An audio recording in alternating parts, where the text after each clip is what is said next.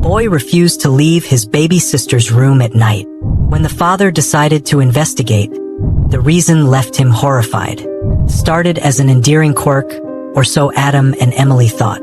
Henry, their curious and imaginative 8-year-old, had taken to sleeping on the floor of his baby sister Charlotte's room. It began a few weeks after Charlotte's birth. A change in routine they attributed to Henry adjusting to no longer being the sole center of attention. "I just want to be close to her," Henry said when Emily tucked him in next to the crib one evening. "To make sure she's okay." Emily smiled, brushing back his unruly hair. "She's okay, sweetheart. She's safe here with us." But Henry shook his head. "Not safe enough." The comment nagged at Emily, but Adam shrugged it off. "He's just adjusting," Adam said over dinner. "This whole big brother thing, it's a phase. Let him get it out of his system." Still, Emily wasn't so sure.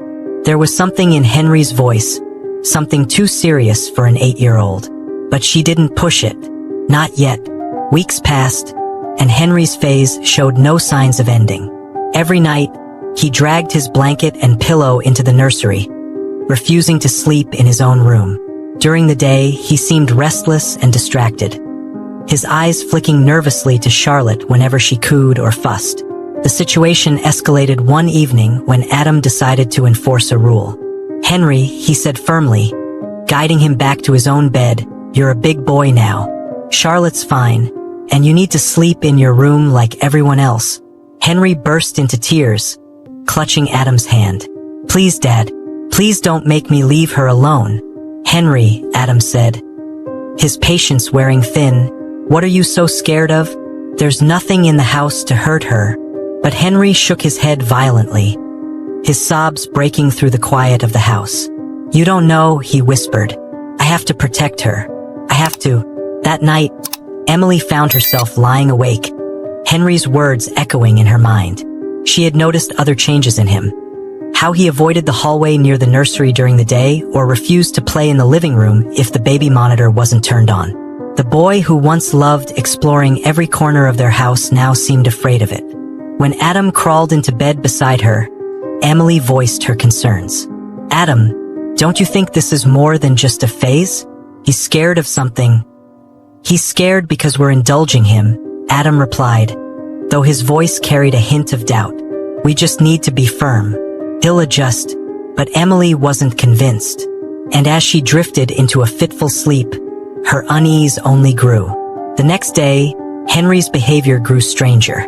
As Emily carried Charlotte to the nursery for her nap, Henry stood frozen in the hallway, his small face pale. "Don't put her there," he said suddenly, his voice barely above a whisper. "What?" Emily asked, startled. "Don't put her in her crib," he repeated, stepping closer. "It's not safe." Emily knelt, setting a hand on his shoulder. "Henry, what's going on? Why isn't it safe?" Henry looked past her, his eyes fixed on the crib. "It's the wall," he whispered. "I hear things in the wall." A chill ran down Emily's spine. "What kind of things?" Henry hesitated, his small hands twisting the hem of his shirt. "I don't know," he said finally, "but I think it's watching her." As the weeks went by, Henry's behavior only grew more intense. He refused to sleep anywhere but the nursery, even rejecting the idea of camping out in the living room or spending a night in his parents' bed. During the day, he was often found sitting quietly by Charlotte's crib, his small frame tense, his eyes darting toward the walls as though expecting something to emerge. "Henry, why don't you go play for a while?" Emily suggested one afternoon, kneeling beside him. "I have to stay," he replied without looking at her. "I have to watch her." Emily's heart sank. She stroked his hair, trying to find the right words. "Sweetheart, I know you love Charlotte, but you don't need to protect her all the time. Mommy and Daddy are here." Henry's gaze remained fixed on the crib. Not always. The growing tension in the house began to spill into Adam and Emily's conversations. Adam brushed off Henry's behavior as a reaction to the family's recent changes. "He's adjusting," Adam insisted as they cleaned up the kitchen one evening. "Charlotte's a big shift for him. He'll settle down eventually." Emily set down a dishcloth, her frustration bubbling to the surface. "This isn't just about attention, Adam. He's scared. Have you seen how he acts around the nursery? It's like he's on guard duty.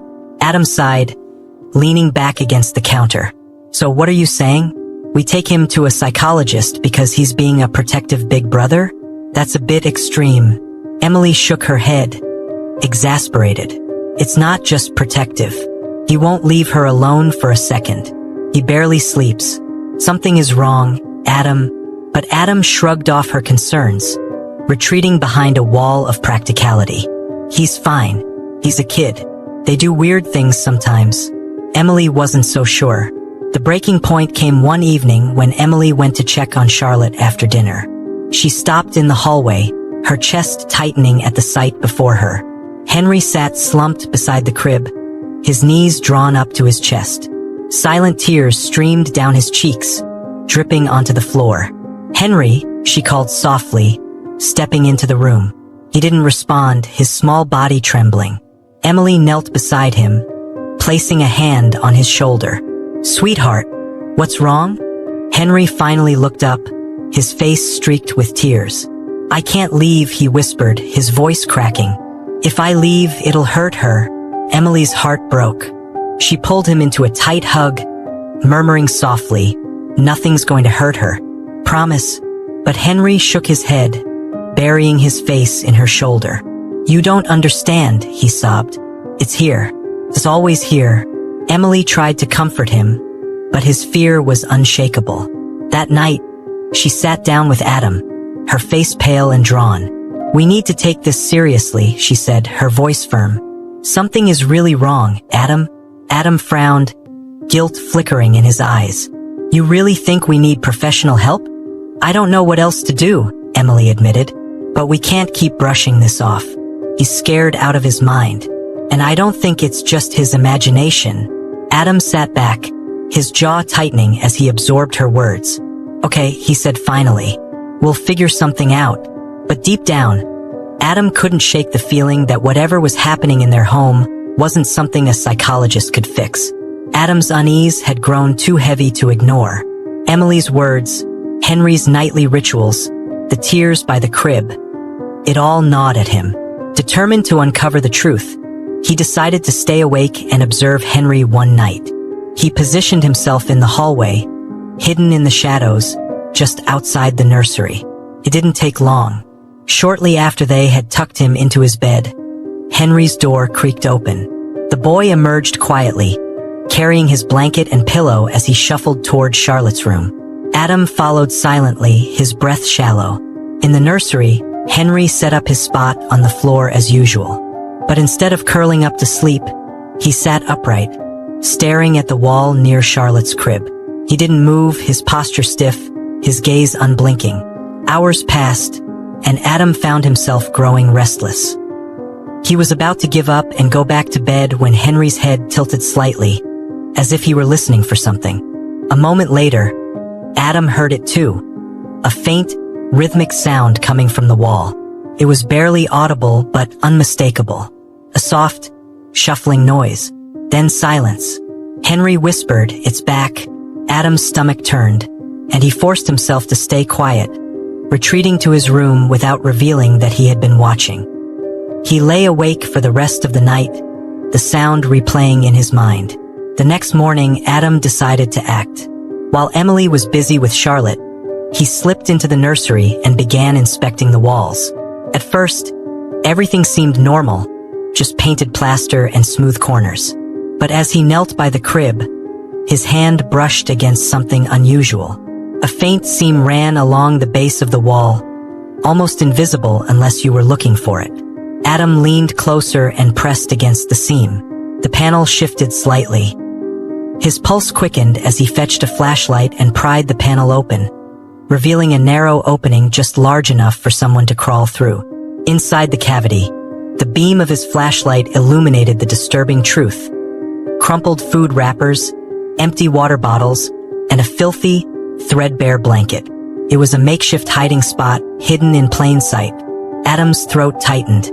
Someone had been living there. Recently, he closed the panel quickly, his hands shaking. His first instinct was to tell Emily, but something stopped him. She was already on edge. and the last thing he wanted was to frighten her further, especially with Henry's strange behavior. He needed to figure this out first. That evening, as Adam was reading to Henry in the living room, he noticed the boy watching him closely.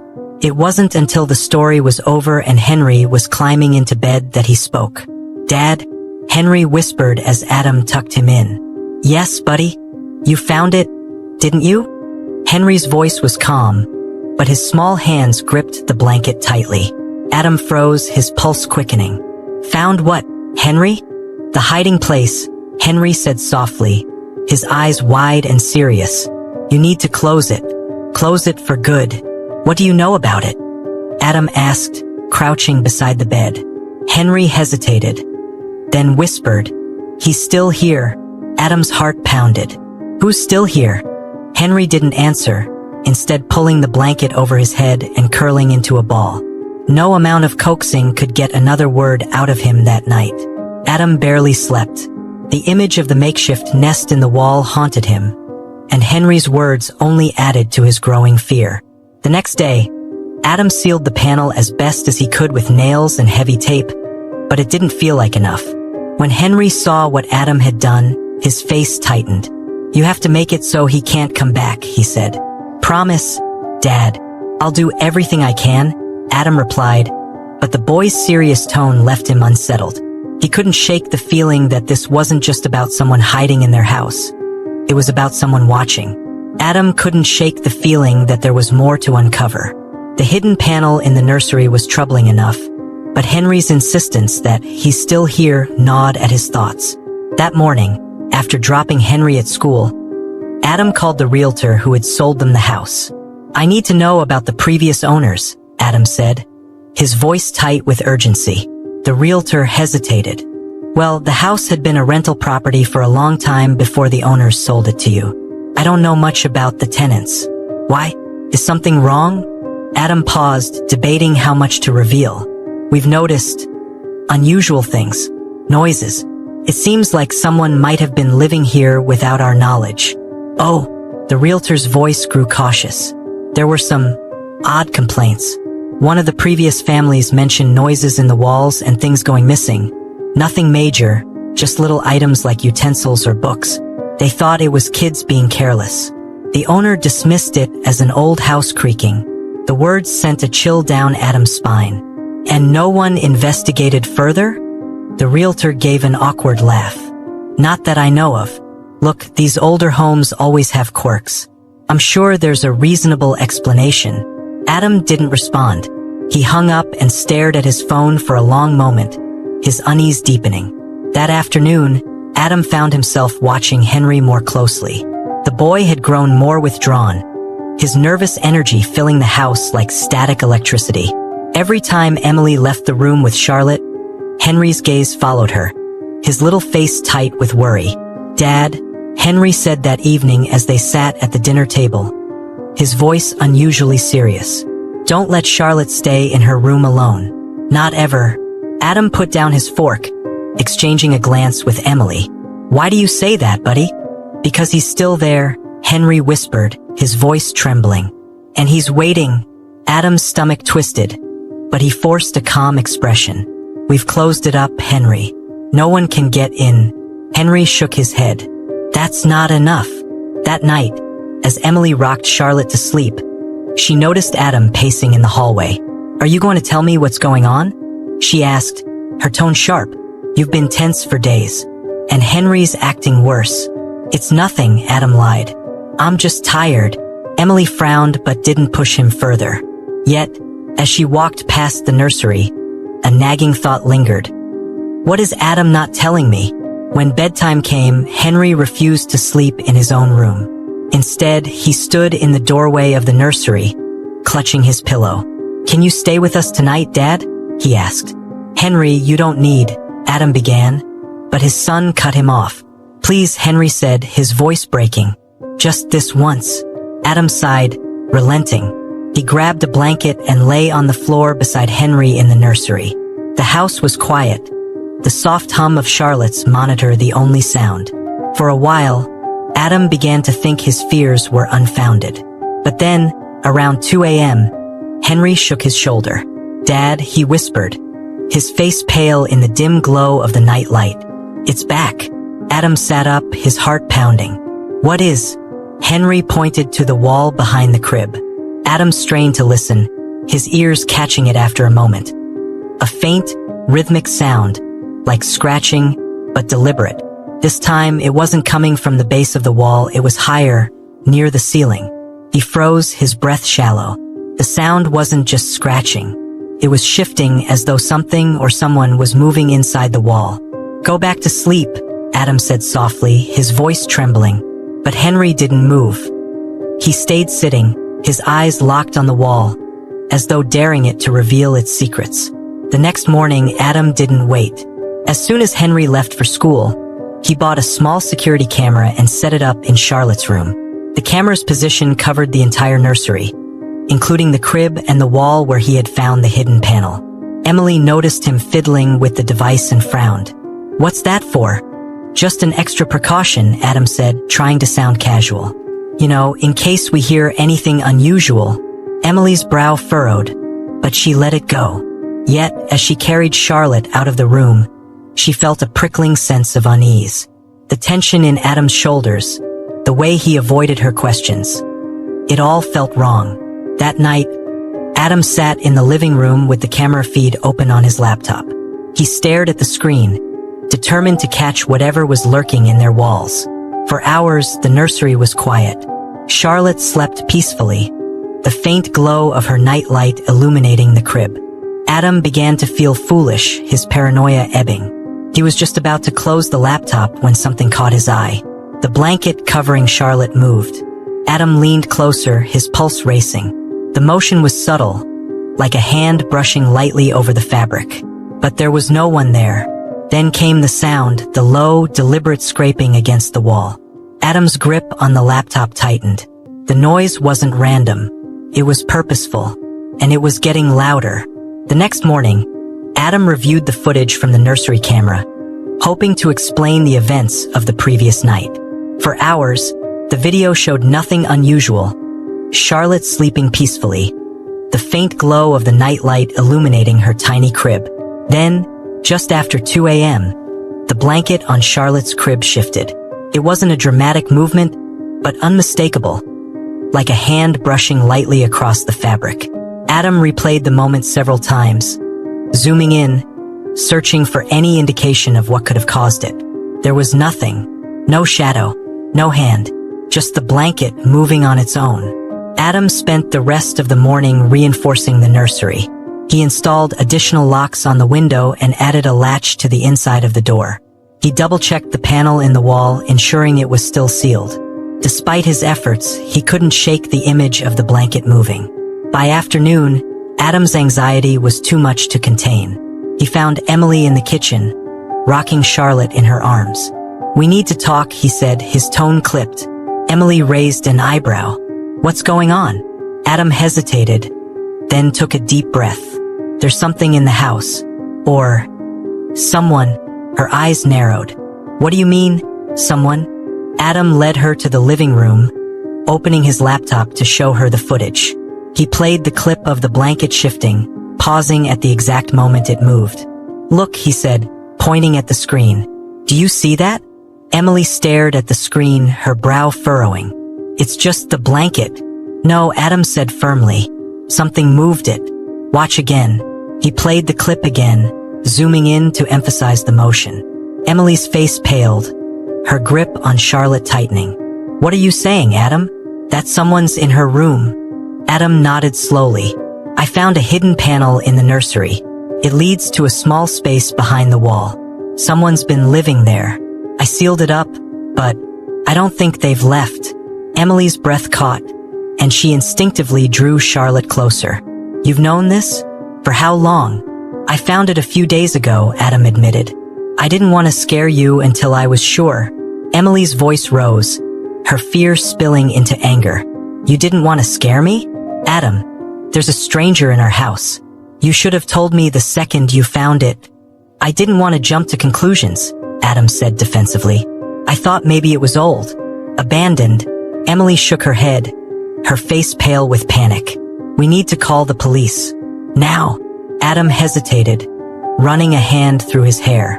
"What if we're overreacting? What if it really is just old noise or something settling?" Emily glared at him, her eyes blazing. "Overreacting? Adam, our daughter is in danger. Our son has been terrified for weeks. How can you not see this?" That night, Adam finally agreed to keep watch with Emily in the nursery. They sat side by side on the floor, the camera feed open on Adam's laptop. Charlotte slept soundly in her crib, her soft breaths the only sound in the room. For hours, nothing happened. The house was quiet, the tension in the room growing heavier with every passing minute. Then, just after midnight, it began. A faint, rhythmic sound echoed through the room. At first, Adam thought it was coming from the wall near the crib, just as it had the night before. But Emily's hand shot out, gripping his arm. "Listen," she whispered. The sound wasn't confined to the wall this time.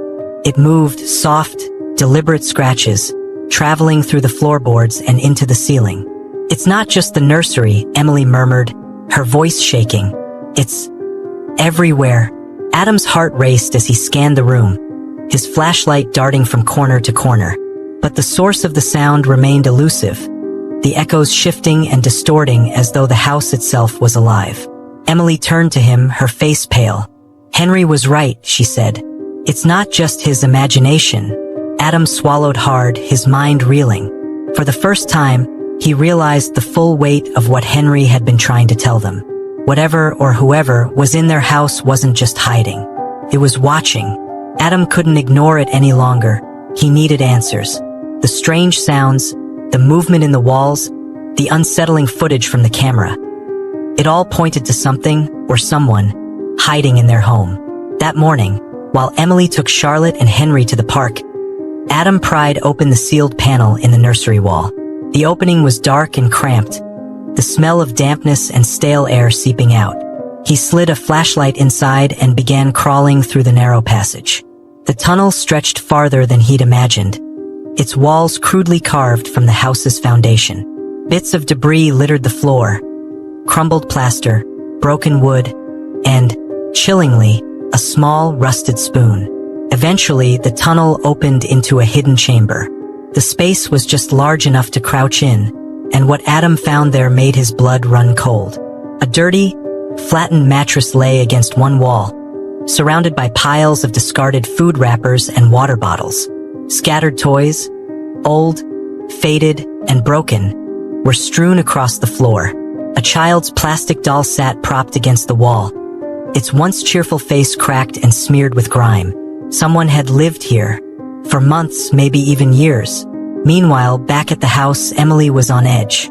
She couldn't stop pacing the nursery, keeping a close watch on Charlotte as she lay in her crib. Every sound in the house made her jump, her mind racing with fears she couldn't suppress. She hated that Adam had gone into the tunnel alone, but she couldn't deny the relief of having Henry and Charlotte close. Her thoughts were interrupted by a muffled sound. A thud, faint but distinct, coming from the direction of the living room. Emily froze, her heart pounding. The sound came again, louder this time. And then, Henry's muffled voice calling out, "Mom, help!" Panic surged through her as she scooped Charlotte into her arms and darted into the hallway. She reached the living room just in time to see a shadow flicker across the far wall, moving quickly toward the basement stairs. "Adam!" Emily screamed, her voice shaking with terror. "Someone's in the house." Adam had just begun documenting the hidden room with his phone when he heard Emily's scream. He bolted back through the tunnel, his breath ragged as he scrambled to the nursery. Emily stood in the hallway clutching Charlotte, her face pale. "Henry!" she cried, pointing toward the living room. "He's in there!"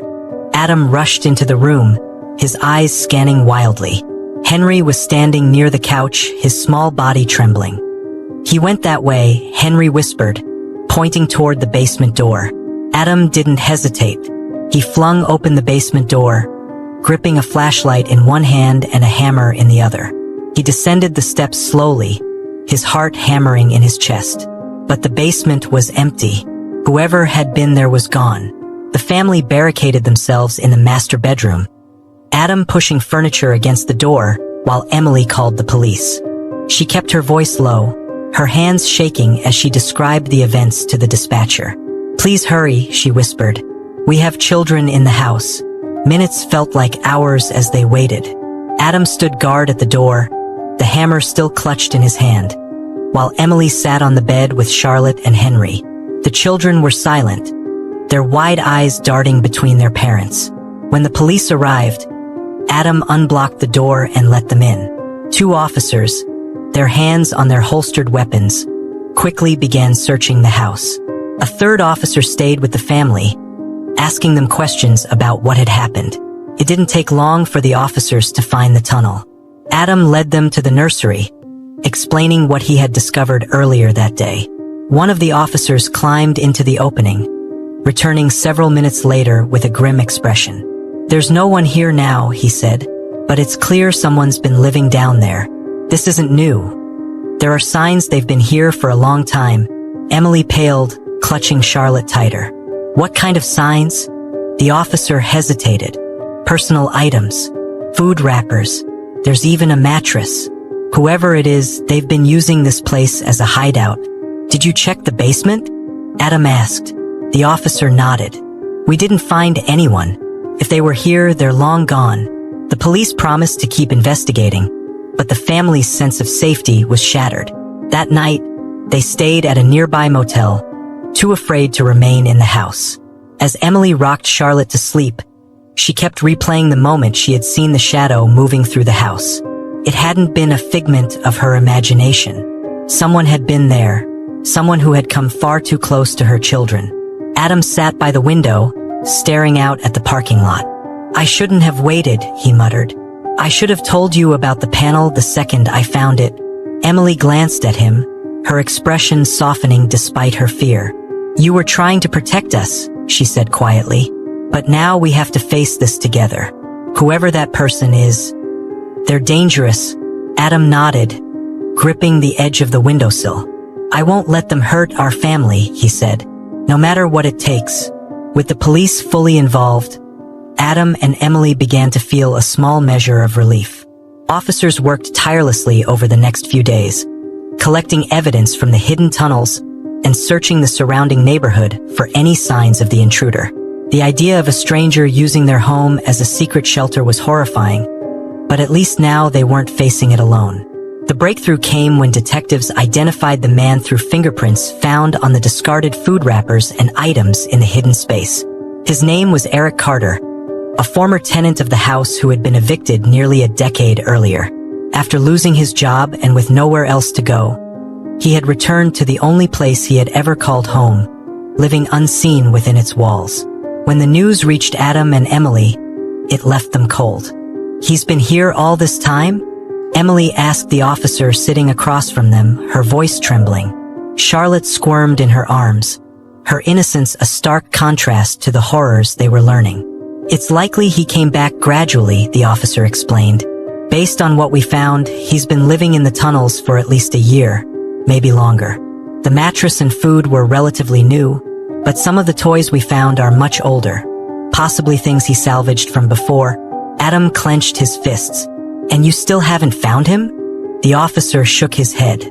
"We're doing everything we can. He knows the area well, and if he's hiding, it's going to take time to track him down. In the meantime, we've sealed the tunnels and added reinforcements to the house. He won't be able to get back in." Emily looked down at Charlotte, her stomach churning. "But he's still out there." "Yes," the officer admitted, "but you're not in immediate danger." It's clear he was trying to stay hidden. There's no evidence he was violent or planning to harm anyone. Emily's gaze darkened. "He didn't have to harm anyone to put us in danger. He was watching my children." The true horror of the situation came to light when Henry was interviewed by one of the detectives. At first, the boy was quiet, his small hands twisting nervously in his lap. But with gentle encouragement, he began to open up. "I knew someone was there," Henry said, his voice barely above a whisper. "I heard him at night. He'd move in the walls and sometimes he'd come to Charlotte's room." The detective leaned forward slightly. "You mean he came into the room? Did you see him?" Henry nodded, his face pale. He didn't stay long. He would just stand by the crib and look at her. I think he was trying to make sure she was okay. The words sent a chill down the detective's spine. Did he ever talk to you, Henry? Or try to touch Charlotte? Henry shook his head quickly. No, he just watched. When Adam and Emily were told about Henry's account, they were horrified. The idea that Eric had been in such close proximity to their children, watching them standing over Charlotte's crib, was almost too much to bear. He was in the room with them, Emily said, her voice breaking. With our baby. How did we not notice? Adam sat beside her, his face drawn and pale. Because we didn't think it was possible, he said bitterly. Who would? The following days were a blur of activity. The police worked to secure the property, boarding up every access point to the hidden tunnels and reinforcing the house's structural vulnerabilities. They installed motion sensors and cameras at the family's request, though the thought of returning to the home still made Emily's stomach churn. Adam tried to focus on practical solutions, securing the home, making plans for therapy for Henry, but his mind kept circling back to one thing: the hidden space. The small mattress, the tattered toys. He couldn't stop picturing Eric sitting there in the dark, silently listening to their lives unfold above him. We should sell the house, Emily said one evening as they sat in their motel room, the children asleep in the adjoining room. I can't live there anymore. Not after this. Adam nodded slowly. I know, but who would buy it after hearing this? Emily looked at him, her eyes hollow. Then we tear it down. The search for Eric continued, but he seemed to have vanished. Adam and Emily took solace in the increased security measures, but neither could shake the lingering fear that he was still nearby, watching and waiting. Every creak of the floorboards, every rustle of wind outside, set their nerves on edge. Henry remained quiet, though he seemed lighter now that the truth was out. Emily noticed him watching over Charlotte less obsessively, though he still insisted on checking on her at night. Just to be sure, he told Emily one evening, his small face solemn. You're such a good brother, Emily whispered, kissing his forehead. We're so proud of you. But as Henry lay in bed that night, his gaze lingered on the ceiling, his thoughts troubled. He couldn't tell his parents everything, not yet, because deep down he was certain of one thing. Eric wasn't gone. Days after the harrowing discoveries in their home, the police located Eric Carter in an abandoned warehouse a few miles from the neighborhood. The place was littered with makeshift bedding, empty food containers, and other remnants of his transient lifestyle. Officers approached cautiously, but Eric didn't resist arrest. He seemed almost relieved, surrendering without a word. When Adam and Emily received the news, they rushed to the station, desperate for answers. A detective briefed them on Eric's background. A man who had fallen on hard times after losing his job and family. His mental health had deteriorated, and without support or resources, he had returned to the only place he knew, the house he once lived in. During his interrogation, Eric confessed to living in the tunnels. He spoke haltingly, his words fragmented by years of isolation. I didn't mean to scare them, he murmured, his voice raspy. I just needed somewhere to stay. When pressed about his visits to the nursery, Eric's eyes grew distant.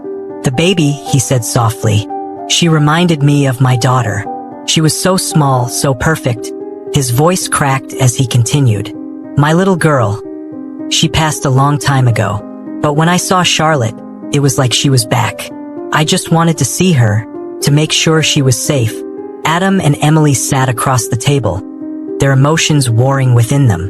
On one hand, they felt a wave of anger. This man had invaded their home, shattered their peace, and put their children in danger. But on the other hand, his pain was evident, his grief palpable. You had no right, Adam said finally, his voice trembling with rage. No right to come into our home, to watch my children. Eric didn't respond. He just lowered his head, his shoulders slumping under the weight of his guilt. The police assured Adam and Emily that Eric would be taken to a facility where he could receive the mental health treatment he desperately needed. He's not a threat to you anymore, the detective said. But we understand if you're still uncomfortable staying in the house. Uncomfortable didn't begin to cover it. That night, as Adam and Emily lay in their motel room, the conflicting emotions bubbled to the surface. "I don't know how to feel," Emily admitted. "I'm angry, but..." He wasn't trying to hurt her. He was just broken. Adam sighed, running a hand through his hair. "It doesn't matter what his intentions were. He was in our house watching our kids. That's enough to know we need to do more." The next week was spent reinforcing their home. They replaced every lock, sealed every vent, and added high-end security cameras both inside and outside. Adam installed motion sensors and a new alarm system that would alert them to even the faintest disturbance. No part of the house was left untouched. "Nothing like this will ever happen again," Adam said as he finished installing the last camera in the nursery. His tone was firm, but Emily could see the exhaustion in his eyes. They spent their first night back in the house on edge, jumping at every creak and groan. But the silence was uninterrupted, and by morning, the tension had eased slightly. Henry, too, began to relax. With Eric no longer a threat, he seemed lighter, as though a weight had been lifted from his small shoulders. He returned to sleeping in his own room, though he still insisted on checking on Charlotte before bed. "Just one look," he'd say, padding into the nursery to peek over the crib. Charlotte would coo or giggle, and Henry would smile, satisfied that she was safe. Emily watched these moments with a mixture of sadness and pride. "He shouldn't have had to go through this," she said one evening as she and Adam stood in the doorway, watching Henry say goodnight to Charlotte. "But he's stronger because of it." Adam nodded, his hand resting on Emily's shoulder. "He's a good brother," he said quietly, "and we'll make sure he never has to face anything like this again." Though the house was secure, and the man responsible was gone, the sense of vulnerability lingered. Every night, Adam double-checked the locks and cameras. Emily kept the baby monitor close, her ears attuned to every sound. But life began to settle, slowly but surely. Henry's laughter returned, and Charlotte grew stronger and more curious each day. The family was healing, though the scars of what they had endured would never fully fade. One evening, as Henry tucked Charlotte in, he whispered, "I'll always protect you, Charlie. Promise." Emily, standing unseen in the hallway, felt her heart swell. Whatever fears remained, one thing was certain. Henry's love for his sister was unshakable, and for now they were safe. In the weeks following the incident, Adam and Emily couldn't stop thinking about how it all began. The signs had been there, plain as day. Henry's insistence on staying in Charlotte's room, his fear of leaving her alone, his whispered warnings about something being in the walls. "He knew," Emily said one evening as she and Adam sat together in the living room, the house quiet around them. "Henry knew something was wrong, and we brushed it off. We told ourselves he was just being a kid." Adam nodded, guilt heavy in his chest. "He was trying to tell us, and we didn't listen. If we had, maybe we could have stopped this sooner. But he didn't give up," Emily said softly, a small smile forming despite the weight of her words. "Even when we didn't take him seriously, he kept protecting her. He was braver than we were." The realization shifted something in the way they approached their roles as parents. Emily began spending more one-on-one time with Henry, creating a space where he felt safe to share his thoughts and feelings. They played games together, took walks, and talked about everything from his favorite books to his worries. One afternoon, as they sat together in the park, Emily asked, "Do you remember the first time you thought something was wrong with the house?" Henry hesitated, then nodded. "It was a sound," he said, "scratching, like someone was trying to get out. At first I thought it was a mouse, but then it got louder, and I knew it wasn't just me. It was real." Emily reached out, brushing a hand over his hair. "You were so brave, Henry. Braver than I realized. And I'm so sorry we didn't listen sooner." "It's okay," Henry said, though his voice was quiet. "I just wanted to keep her safe." Adam, meanwhile, wrestled with his own guilt. He replayed every decision he had made, every moment he had dismissed Henry's concerns. The thought of how close they had come to danger haunted him. One evening, as he sat in the nursery watching Charlotte sleep, Henry appeared in the doorway. "Dad," he asked, "are you mad at me?" Adam's heart twisted. "Mad at you? No, buddy. Why would you think that?" Henry stepped into the room, fidgeting with the hem of his shirt. "Because I didn't tell you everything. I saw him, Dad. I saw him standing by the crib, and I didn't say anything. I thought you'd be mad."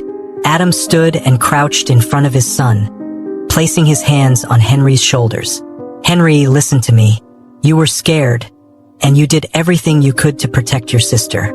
You were braver than I could have ever asked you to be. I'm not mad. I'm proud of you." Henry's eyes welled up, and he threw his arms around Adam's neck. "I just wanted to make sure she was okay," he whispered. "You did, Henry," Adam said, holding him tightly. "You kept her safe." The ordeal brought the family closer in ways they hadn't anticipated. Henry and Charlotte's bond, already strong, grew deeper.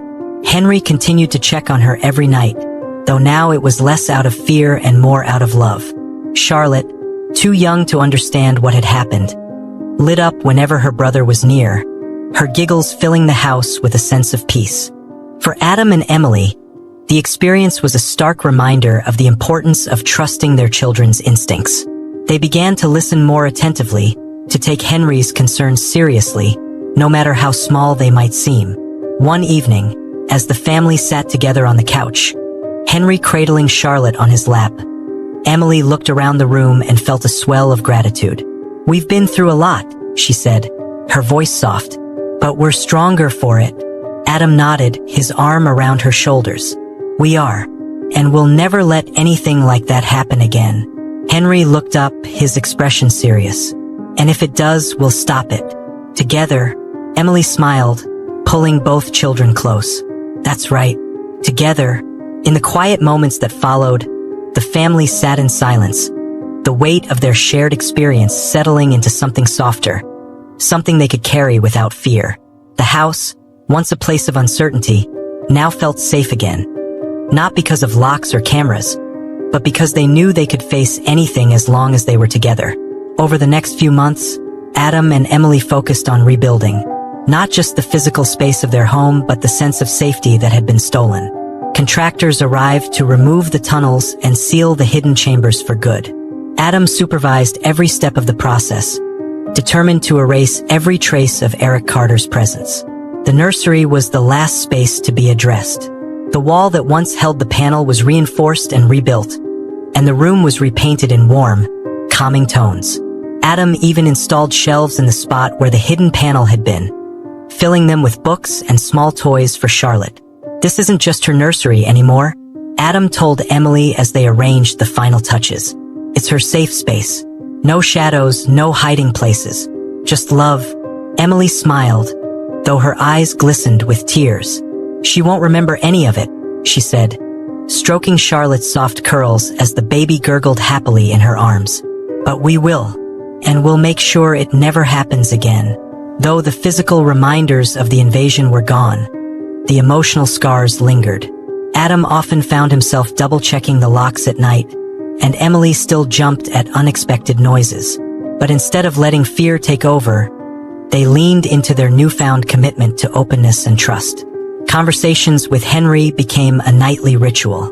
After tucking him in, Adam or Emily would sit on the edge of his bed, asking about his day, his thoughts, and his worries. They wanted him to know that his voice mattered and that they would always listen. One night, as Emily kissed Henry's forehead, he said, "I'm not scared anymore, Mom." Emily paused, her hand resting lightly on his blanket. "You're not." Henry shook his head. "Because I know you and Dad will always protect us. And if anything bad comes again, I'll protect Charlotte, too." Emily's heart swelled with pride. "You already did, sweetheart," she whispered. "And you were so brave." Adam, too, found himself reflecting on the lessons of the ordeal. The guilt of not acting sooner still weighed on him, but he channeled it into action. He worked tirelessly to make the house a fortress, not just for the physical safety of his family, but for their emotional security as well. He became the first to ask questions, to check in on Henry, and to support Emily whenever her anxieties surfaced. "I didn't realize how much I was missing," he admitted to her one evening as they sat together on the porch, the children asleep inside. Henry tried to tell us, and I ignored him. I won't make that mistake again. Emily squeezed his hand. We both missed it, she said, but we learned, and we're stronger now. As time passed, the family found their way back to normalcy. Henry's nightmares faded, replaced by the vibrant curiosity of childhood. Charlotte grew more energetic and curious, toddling around the house with her brother always close by. The two shared an unbreakable bond, one forged in the crucible of fear but strengthened by love. One afternoon, Adam watched from the doorway as Henry read to Charlotte in her newly decorated room. The baby clapped her hands, giggling as her brother animatedly flipped through the pages of her favorite picture book. She adores him, Emily said, stepping beside Adam. He's her protector, Adam replied, pride evident in his voice. Always will be. Though life resumed, the memory of what had happened lingered as a quiet reminder. It wasn't something they spoke of often, but it shaped the way they approached each day. The house, once a symbol of terror, had become a place of resilience, a testament to what they had survived and how they had grown stronger together. Years later, when Henry and Charlotte were older, Adam and Emily told them the full story. They spoke not of fear but of courage, highlighting how Henry's instincts and determination had saved them all. That's why we always listen now, Adam said, his voice steady. Because what you feel, what you notice, it matters. Could protect us again someday. Henry, now old enough to understand the weight of those words, nodded solemnly. I'll always be watching out for her, he said, glancing at Charlotte, who grinned up at him with her usual adoration. The family moved forward, carrying the lessons of the past but not letting them define their future. Their bond grew stronger, rooted in trust, communication, and an unspoken promise to protect one another no matter what. The house, once filled with shadows and fear, now radiated warmth and love. And though the memories of what had happened never fully faded, they served as a powerful reminder of what the family had overcome together.